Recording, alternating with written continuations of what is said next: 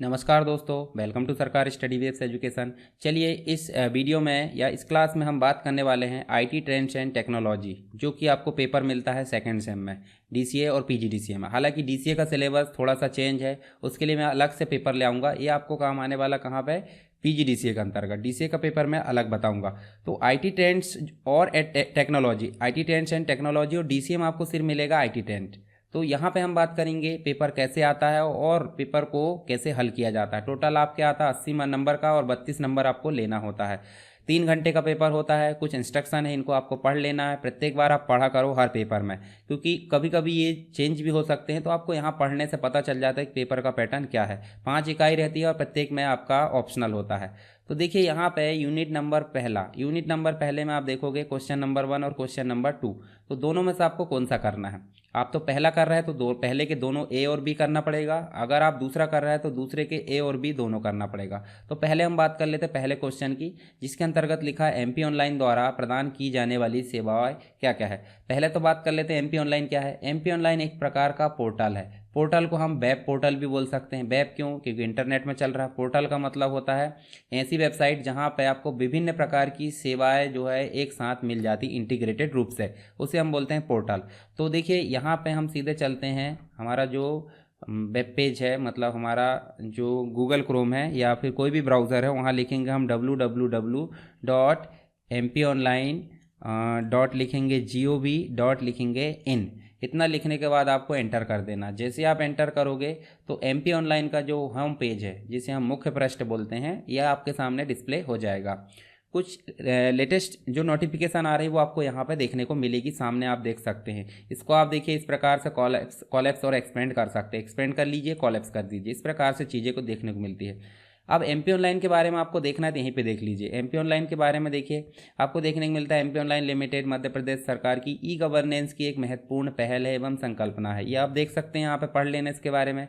2006 में इसका गठन हुआ था और ये मध्य प्रदेश में प्रत्येक क्षेत्र की सेवाएं प्रदान कर रहा है। जैसे एजुकेशन यानी कि विश्वविद्यालय की अगर बात करें, उसकी भी सेवा प्रदान कर रहा है। इसके अलावा कियोस्क की बात करें और सीएचसी की बात करें या फिर रिजर्वेशन की, तो सभी चीज़ें आपको यहाँ पे देखने को मिलती है। एमपी ऑनलाइन की पहुँच और सेवाएं भी आप देख सकते हैं। आजकल एमपी यानी मध्य प्रदेश के जितने भी डिस्ट्रिक्ट है वहाँ पे इसकी सेवाएं देखने को मिलती है। अब आपके लिए क्वेश्चन है, मध्य प्रदेश में मतलब जो है सही रूप से यानी कि एक प्रकार से वैलिड रूप से कितने डिस्ट्रिक्ट हो गए हैं, उसका आपको आंसर बताना है कमेंट बॉक्स में। ये तो कॉमन क्वेश्चन है, सबको पता होना चाहिए जब आप मध्य प्रदेश में यहाँ पे रह रहे हैं। तो बाहर के भी है तो भी आपको मध्य प्रदेश के डिस्ट्रिक्ट को यहाँ पे बताना है कितने हो गए हैं टोटल।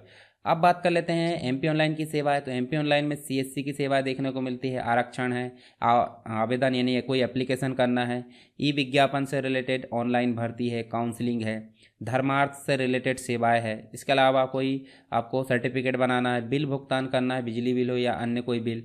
विश्वविद्यालय की अगर बात करें तो जितने भी मध्य प्रदेश में विश्वविद्यालय है उन सब की जो मतलब एक प्रकार से पोर्टल है या फिर जो उसका काम कर सकते हैं हम, जितनी भी ऑनलाइन सेवाएं है, सर्विसेज है, वो इसमें देखने को मिलती है। मान लो हम माखनलाल से रिलेटेड कोई काम करना चाहते हैं, देखिए हमारे जो माखनलाल है उसकी साइट का लोगो ये देख सकते हैं और MCRPV इस प्रकार से हम क्लिक करेंगे और माखनलाल से रिलेटेड जितने भी काम है वो हम यहाँ पे देख सकते हैं, जो भी चीज़ें हमको करना है। हालांकि एग्जामिनेशन फॉर्म है और बहुत सारी चीज़ें आपको जिस इंस्टीट्यूट से आप पढ़ रहे हो वहाँ पे देखने को मिलती है। तो यहाँ पे ये चीज़ें हम देख सकते हैं। से हम वापस जाकर डॉक्टर हरि सिंह गौर, रानी दुर्गावती या मध्य प्रदेश में जितने विश्वविद्यालय उनमें हम यहाँ पर काम कर सकते हैं। तो ये हो गई एमपी ऑनलाइन की सेवाएँ। आप एक एक को हेडिंग डाल कर थोड़ा थोड़ा समझा सकते हो। अब बात करते हैं नेक्स्ट जो है फिशिंग। फिशिंग का मतलब होता है एक प्रकार से, आप देखिए इस प्रकार की फिशिंग आपने देखा होगा, ठीक है, मछली पकड़ना। पर इस फिशिंग को हम ऐसा नहीं लिखते, इस फिशिंग को लिखते हैं इस प्रकार से PH से। तो आपको मैं दिखाता हूँ एक पिक्चर। देखिए फिशिंग का मतलब आपको पता है क्या है, पर ये फिशिंग PH वाली है। और जब आप फिशिंग की बात करें तो आपको मैं इमेज में दिखाता हूँ। देखिए यहाँ देख सकते हैं आप। देखिए जैसे उदाहरण के तौर पे अगर बात करें, आप डेली फेसबुक यूज़ करते हो और फेसबुक यूज़ करने के दौरान आप देख सकते हैं आपको किस प्रकार का एनवायरनमेंट मिलता है। मैं दिखाता हूं आपको, चलिए मैं आपको एक नए पेज में दिखाता हूं। ये देखिए यहाँ पे मैंने फेसबुक सर्च किया, facebook.com। अभी फेसबुक जो है ओरिजिनल है, ये जो फेसबुक है facebook.com ओरिजिनल है, पर फेसबुक की जगह कोई डबल ओ लगा के इसी प्रकार का एनवायरनमेंट बना देता है। देखिए डबल ओ लगा के इसी प्रकार का एनवायरनमेंट बना देता है और इस प्रकार से आपको चीज़ें आ जाती है। आप सिंपल टाइप करोगे यूज़र नेम और पासवर्ड, और यूज़र नेम और पासवर्ड टाइप करोगे तो यहाँ पे लॉगिन करने पे क्या खुल जाएगा क्या? नहीं, क्योंकि आपका यूज़र नेम और पासवर्ड कहाँ है, का है फेसबुक का, पर यहाँ पे फेस देखिए ट्रिपल ओ है, तो इसमें तो पासवर्ड नहीं है, तो इसमें क्या बताएगा वो यूज़र नेम और पासवर्ड इनवैलिड। परंतु जो यूज़र नेम और पासवर्ड है वो कहाँ चला गया? उस व्यक्ति के पास चला गया जो आपके मतलब आपके डाटा को चुराना चाह रहा था, तो उसके पास ये डाटा आपका चला गया यूज़र नेम और पासवर्ड। अब वो क्या करेगा? आपका ओरिजिनल यूज़र नेम और पासवर्ड वो ओरिजिनल साइट पर क्या करेगा? एंटर करेगा और छेड़छाड़ करेगा। इसी को बोलते हैं हम फिशिंग। इसका मतलब आपके डाटा को चोरी करने के उद्देश्य से इस प्रकार की हरकत देखने को मिलती है। ये साइबर क्राइम का एक मेथड है। क्या है? साइबर क्राइम का एक मेथड है, इसे बोलते हैं फिशिंग। एक और होता है आपका मालवेयर होता है। मालवेयर होता है, आप देख सकते हैं, मालवेयर भी एक प्रकार का वायरस होता है। वायरस का एक प्रकार होता है जो गलत तरीके से या बिना इन्फॉर्म किए आपके कंप्यूटर में इंस्टॉल कर दिया जाता है और आपकी डाटा और सूचनाओं को जो है नुकसान पहुंचा दिया जाता है। साथ ही आप देख सकते हैं यहाँ पे इसके हमले आपको समझा देना, फिशिंग के नोट्स में सारी चीज़ें अवेलेबल है। आप पीडीएफ जब देखोगे टेलीग्राम में, तो टेलीग्राम में आपको पीडीएफ, देखिए पीडीएफ नहीं मिलती, थोड़ा स्क्रॉल कर लिया करिए। देखिए मैं दिखाता हूँ आपको कैसे आपको स्क्रॉल करना। देखिए यहाँ पे टेलीग्राम में चले, और टेलीग्राम में चलने के बाद देखिए यहाँ SSW एजुकेशन पीडीएफ में जाना है, और थोड़ा सा आप मेहनत कर लिया करिए। मैं इतनी मेहनत करता हूँ, थोड़ी सी आपको भी कर लेना चाहिए। ऐसे स्क्रॉल करना है ऊपर के साइड, तो देखिए आपको सभी चीज़ें यहाँ पे मिल जाएगी। जो भी पीडीएफ चाहिए, जैसे पीडीएफ है इसके साथ वीडियो लिंक है, ऐसे देखिए हर एक चीज़ की आपको पीडीएफ मिल जाएगी। थोड़ा स्क्रॉल करके देख लीजिए, इतना तो आपको पता होगा, आप समझदार हो, ठीक। तो ये चीज़ें आपको कर लेना है। यहाँ देखिए नेक्स्ट क्वेश्चन देखने को मिलता है स्पाईवेयर और मालवेयर को समझाना। तो मालवेयर मैंने बताया था, चलिए स्पाईवेयर के बारे में देख लेते हैं। स्पाईवेयर भी एक प्रकार का क्या है? स्पाईवेयर मालवेयर जो है एक प्रकार का वायरस या साइबर क्राइम का ही एक चीज़ें देखने को मिलती है। तो जैसे आपने देखा होगा सीसीटीवी, आप देखते होंगे सीसीटीवी लगे, तो सीसीटीवी क्या करता है? आपकी जो गतिविधियां है उसको कैप्चर करने का काम करता है। उसी प्रकार आप देख लो, आपके सिस्टम में बिना आपकी इन्फॉर्मेशन के कुछ ऐसे सॉफ्टवेयर डाल दिए जाते हैं जो आपके कंप्यूटर में जितने भी काम हो रहा है उसकी गतिविधि को रिकॉर्ड करता है, और जिसके द्वारा उस सॉफ्टवेयर को डाला गया है उस व्यक्ति को वो गतिविधियों को बता दिया जाता है। तो स्पाईवेयर मतलब जासूस, नाम ही उसका स्पाईवेयर, मतलब वेयर मतलब सॉफ्टवेयर, स्पाई मतलब जासूस। ऐसा सॉफ्टवेयर जो आपके कंप्यूटर में जासूसी करने के लिए इंस्टॉल किया जाता है उसे बोलते हैं स्पाईवेयर। इसका मतलब ये साइबर क्राइम का ही एक पार्ट है। तो आप देख भी सकते हैं, spyware is a malicious software that enter a user computer, gather data from the device and user and send it to the third parties without their consent. इसका मतलब ये थर्ड पार्टी ऐप होता है जो बिना यूज़र के information के computer में इंस्टॉल कर दिया जाता है। तो ये चीज़ आपको देखने को मिलती है। सारी चीज़ें आपको कंप्लीट वीडियो में मिल जाएगी। कहाँ पे? IT ट्रेंड वाला कंप्लीट वीडियो आप देख लेना, वहाँ पे सारी चीज़ें मिल जाएगी। साथ ही PDF एक बार पढ़ लेना एग्ज़ाम के पहले। उसके बाद मैं आपको बता देता हूँ, यहाँ पे मैं लाइव क्लास लेकर आऊँगा हर एक सब्जेक्ट की एग्ज़ाम के एक दिन पहले, और अभी भी मैं कोशिश करने वाला हूँ कि आपके लिए लाइव क्लास ला सकूं। तो आप मुझे बताइए कितने बजे सुटेबल रहेगा शाम के समय। मैं सोच रहा हूं कि शाम के समय 4 से लेकर 6 तक मैं लाइव क्लास ले लूं, तो क्या अच्छा रहेगा? आप मुझे बताएंगे कमेंट बॉक्स में। चलिए नेक्स्ट क्वेश्चन आपको देखने को मिलता है डिजिटल लाइब्रेरी। लाइब्रेरी तो आप समझते होंगे जहाँ पे बच्चा जो है बैठकर पढ़ सकता है, वह उसको बोलते हैं लाइब्रेरी। पर डिजिटल लाइब्रेरी क्या है? डिजिटल का मतलब कंप्यूटर के माध्यम से आप जो है पढ़ सकते हैं, उसे डिजिटल लाइब्रेरी बोल सकते हैं। तो गवर्नमेंट के द्वारा यानी कि मोदी सरकार के ही समय में एक लाइब्रेरी लॉन्च की गई है NDL के नाम से, ठीक है, NDL। देखिए national digital library of India, इसको हम बोलते हैं NDL ऑफ मतलब जो है इंडिया। इसको आपको क्लिक करना है, और ये जो है इसमें आपको जितने भी रिसोर्सेस है देख सकते हैं आप, CBSE एग्जामिनेशन से रिलेटेड, IIT, JEE मतलब नीट के है, जॉइंट एडमिशन टेस्ट है। इसके अलावा आप देखिए ग्रेजुएट एप्टीट्यूड टेस्ट है, नेशनल एलिजिबिलिटी टेस्ट है जिसे हम नेट बोलते हैं, कैरियर डेवलपमेंट है, स्कूल है, इंजीनियरिंग है।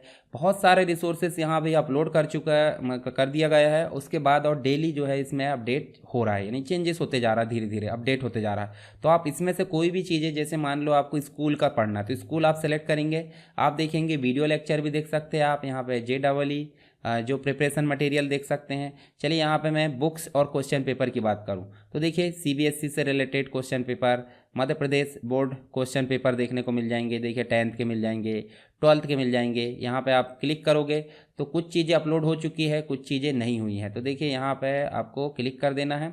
यहाँ देखिए मॉडल क्वेश्चन आंसर, जो भी चीज़ें रहेगी वो आपको यहाँ पे देखने को मिल जाएगी। तो आप इस प्रकार जो है ये कंटेंट को क्या कर सकते हो, एक्सेस कर सकते हो। तो आपको डिजिटल लाइब्रेरी समझ में आ गई, डिजिटल लाइब्रेरी को एक्सेस कैसे करते हैं वो भी समझ में आ गया। इसके अलावा नेक्स्ट जो क्वेश्चन है वो है आपका सेकेंड यूनिट का पहला यानी थर्ड क्वेश्चन या फोर्थ, दोनों में से कोई एक करना है। ई कॉमर्स, कॉमर्स मतलब होता है व्यापार और ई का मतलब होता है इलेक्ट्रॉनिक। कंप्यूटर और मोबाइल का उपयोग करके इंटरनेट के माध्यम से क्या करते हैं, हम व्यापार करते हैं, उसे ही हम बोलते हैं ई कॉमर्स। और व्यवसाय में इसका जो है क्या प्रभाव होता है, तो सिंपल सी बात है, आसानी से कोई भी व्यक्ति कहीं से भी एक्सेस कर सकता है।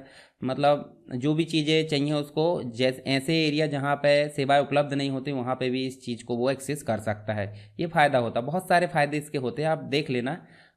जो है PDF में देखने को मिलेगा। इंटरनेट बैंकिंग, बैंकिंग तो आप समझ सकते हैं, बैंकिंग मतलब लोगों का पैसा जमा करना और जिन लोगों को लोन चाहिए उनको लोन देना।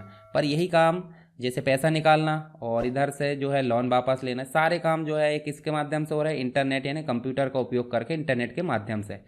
इसकी सेवाओं की जो है आपको चर्चा करना है। तो इंटरनेट बैंकिंग आपको समझ में आ गया, इसकी सर्विसेज के बारे में लिखना है। इसके अलावा फोर्थ नंबर का क्वेश्चन, अगर थर्ड नहीं बन रहा तो फोर्थ करो। मोबाइल वॉलेट, जैसे आप UPI चलाते हो, फ़ोन पे हो गया, गूगल पे हो गया, पेटीएम हो गया, ये सब क्या है, मोबाइल वॉलेट। UPI भुगतान पर जो है एक टिप्पणी लिखना है, UPI यूनिफाइड पेमेंट इंटरफेस, ये किसके द्वारा लॉन्च किया गया है, NPCI, national payment corporation of India, NPCI, ये भारत सरकार के द्वारा इसको लॉन्च किया गया है। UPI 2.0 भी आ गया है, इसके बारे में आपको विस्तार से समझाना है। B नंबर का जो है वो आपको इलेक्ट्रॉनिक भुगतान प्रणाली के फायदे लिखना है। इलेक्ट्रॉनिक भुगतान प्रणाली मतलब इलेक्ट्रॉनिक पेमेंट सिस्टम, ठीक है, इसके बारे में आपको यहाँ पे लिखना है, उसकी कुछ कमियां भी बताना है, यानी कि उसकी लिमिटेशन भी बताना है। तो ये चीज़ हो गई।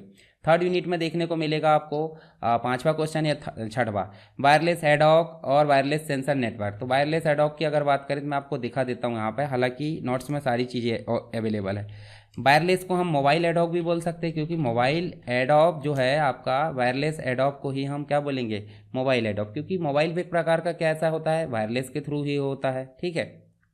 चलिए यहाँ पे वायरलेस सर्च करते, wireless ad hoc network. Wireless ad hoc network की बात करें तो इस प्रकार से देखिए, आप इंटरनेट को हम जो है विभिन्न प्रकार की डिवाइस में एडॉक नेटवर्क के थ्रू एक्सेस कर सकते हैं।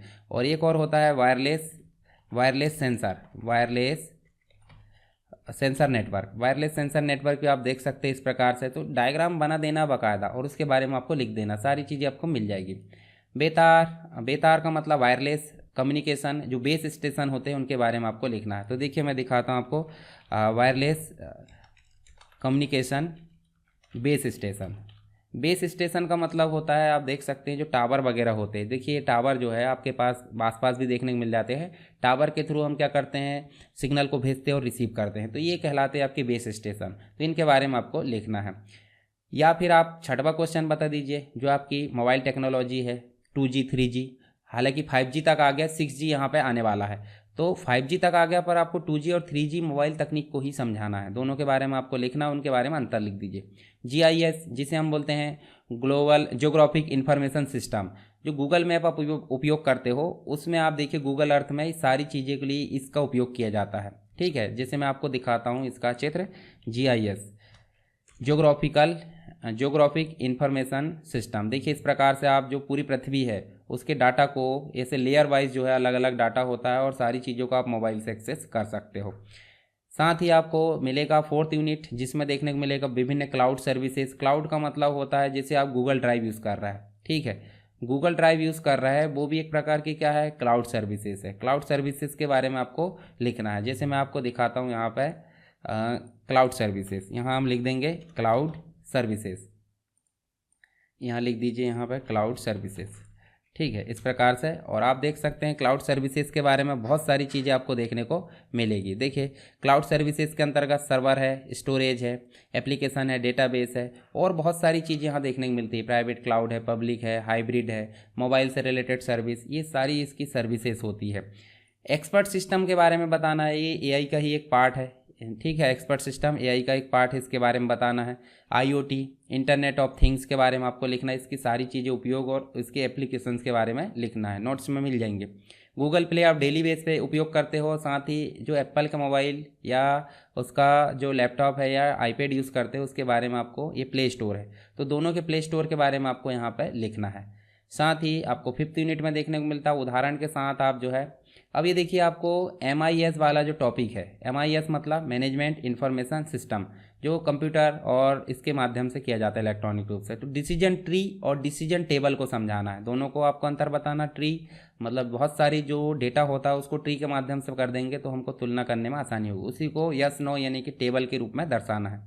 फिर सिस्टम एनालिस्ट के कौशल और जिम्मेदारियाँ, सिस्टम को एनालिसिस करने वाले व्यक्ति को सिस्टम एनालिस्ट बोलते हैं, उसके जो स्किल है और उसके दायित्व को यहाँ पे विस्तार से समझाना है। इसके अलावा देखिए 10th नंबर का क्वेश्चन जो 9th है वो नहीं बन रहा है, तो आपको MIS क्या है बताना, उसके कुछ प्रकार है बताना। ये 5th यूनिट का क्वेश्चन है। और डेटा डिक्शनरी ये भी आपका 5th यूनिट में ही देखने को मिलता है, उदाहरण सहित समझाना। डेटा डिक्शनरी को हम ऐसे समझ सकते हैं, अब बुक पढ़ते हो, बुक में जो पहला पेज लिखा होता है वो क्या होती है, इंडेक्स। क्या होती है, इंडेक्स, विषय सूची हम जिसे बोलते हैं। तो हम सीधे जाते हैं और इंडेक्स को देखते हैं कौन कौन से कंटेंट है, तो वो इस बुक का पूरा क्या है, डिक्शनरी है, डेटा की डिक्शनरी, इसी को हम क्या बोलेंगे, डेटा डिक्शनरी। ऐसे ही हमारे पास में कोई सिस्टम हमने बनाया है, कोई प्रोजेक्ट बनाया है, उसके लिए हम इसी प्रकार की डिक्शनरी का यूज़ करते हैं। तो इस प्रकार से हमारा जो IT ट्रेंड है उसका पेपर मैंने यहाँ डिस्कस किया। आई होप आपको सारी चीज़ें क्लियर हो गई होगी। फिर भी अगर कोई डाउट है तो आप मुझे कमेंट बॉक्स में बता सकते हैं। और PDF या अन्य इन्फॉर्मेशन के लिए आप टेलीग्राम ज्वाइन कर लीजिए। चैनल अभी तक सब्सक्राइब नहीं किया है तो सब्सक्राइब कर लीजिए अगर आपके काम का है तो, और अपने दोस्तों के साथ शेयर कर दीजिए। वीडियो को लाइक करना नहीं भूलना है। तो चलिए मिलते हैं नेक्स्ट क्लास में, तब तक के लिए जय हिंद।